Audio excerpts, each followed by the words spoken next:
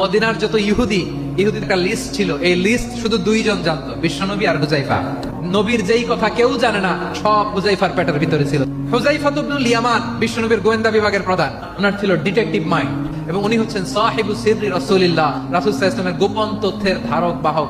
খন্দকের যুদ্ধে প্রচন্ড আজকের মতো শৈত্য প্রবাহ, মাটি খনন করতে করতে সাহাবীদের পেটে ক্ষুধা নাই, দাঁড়াইতে পারে না নামাজের জন্য, এত ক্লান্ত, ক্ষুধা, ক্লান্ত, শ্রান্ত।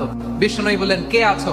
এই কঠিন শীত, এই ভয় আর ক্ষুধার মধ্যেও খন্দকের পরীক্ষার টপকে শত্রু শিবিরে যে আমাকে তথ্য দিবা, কে আছো? কারো গায়ে শক্তিই নাই যে দাঁড়াবে, কেউ দাঁড়ায় না। বিশ্বনবী তখন নিজে হুজাইফাকে ডাক দিলেন, হুজাইফা, যে আমাকে আজকে শত্রু শিবিরের তথ্য এনে দিবে, সে জান্নাতে আমার মোরাফাকা, আমার সঙ্গী হবে।